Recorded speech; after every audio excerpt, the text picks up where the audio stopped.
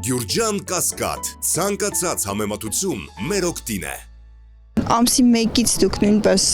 հացադուլի մեջ եք Տիկին Թանդիլյանի հետ կապված բարբերաբար լսում ենք առողջական վիճակի վատթարացման մասին, դուք ձեզ ինչպես եք զգում։ Բավարար, մի քիչ վայրիվերումներ լինում են առողջական, բայց նորմալ։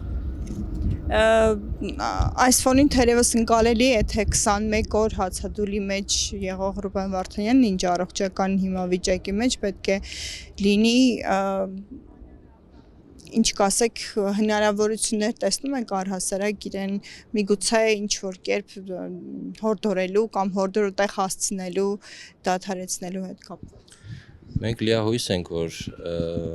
թե մեր հացադուլը, թե մնացած ակցիաների պաշտպանություն Բաքվում գտնվող մեր հայրենակիցների եւ մեր խնդրանքը պարոն Վարդանյանին, որ դադարեցնի հացադուլը, որպեսզի անդառնալի չլինի հետևանքները, տեղ կհասնեն ու լիահույս ենք, որ այո, Ռուբեն Վարդանյանը կդադարեցնի իր հացադուլը։ Արդյոք պակիստանցի իրավապաշտպանի այցը որևէ բան կարող է փոխել այս առումով։ Կարծում եմ, որ այո, փոփոխություն կլինի, քանզի Բաքվի բանտերում նիստերը կայանում են փակ ձևաչափով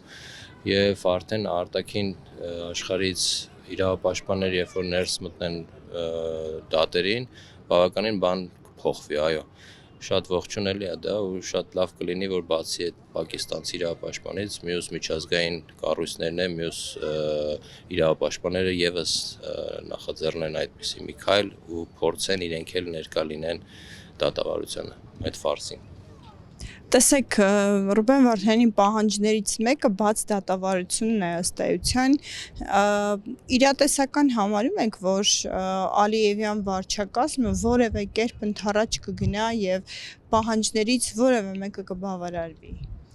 Տեսեք, եթե ոչինչ չանենք, ոչ մի արձագանք, ոչ մի միջոցառումներ չլինի, բնականաբար Բաքվի նույն Ալիևի վարչակազմը ոչինչ չանի, ավելի կփակի։ Դուք ինքներդ տեսաք, որ Կարմիր խաչի գրասենյակն են շուտով այնտեղից հեռացնելու, ՄԱԿ-ի մասին է խոսքերը գնում, բայց հենց նույն այս քայլով, որ միջազգային իրավապաշտպաններ կարողանան ներկա գտնվել, արդեն հակառակ process-ն է սկսվելու։ Դրա համար շատ լավ է, որ պակիստանցի այդ իրավապաշտպանը գնում է ու հուսանք, որ այդ փակ բանը կբացվի ու կլինի արդար դատավարություն։ Ինչպես Ռուբեն Վարդանյանը իր խոսքում, իր աուդիո ձայնագրության մեջ հայտնեց, որ այս ամենը ֆարս է,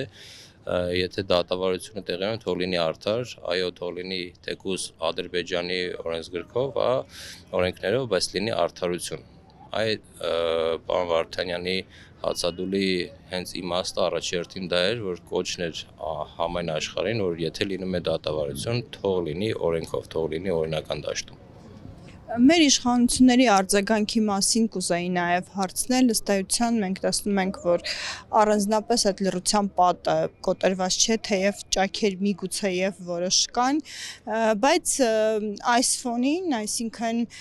Բաքվում դատավարությունների ֆոնին, Ռուբեն Վարդանյանի հացադուլի այստեղ Ազատության հրապարակում հացադուլի ֆոնին Նիկոլ Փաշինյանն այցելում է Գյումրի եւ կրկին խոսում է Թալանը հետ բերելու մասին, սա ինչի մասին է ձեր կարծիքով։ Սա նրա մասին է, որ իրենք նախապատրաստում են 26 թվականի ընտրություններին, իրենք փորձում են վերարտադրվել տարբեր համայնքներում իրենց իշխանությունը ձևավորելով, բայց սա անհետեթություն է, հասկանում եք,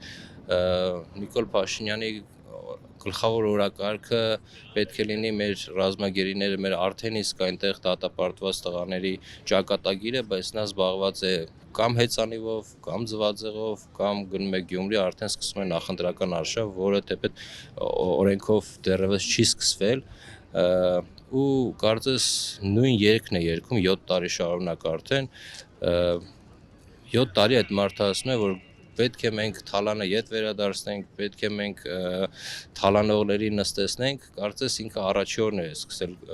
կառավարել, բայց 7 տարի ինքը, այսպես ասած, ապարդյուն անցկացրեց, բայց ասեմ ավելի ապարդյուն չէր, մեր պետական պարտքը կրկնապատկեց ու մեր տնտեսությունը կազմաքանդեց, բանակը շարունակում է կազմաքանդել, չկա մի ոլորտ, որ իր օրոք ինչ որ մի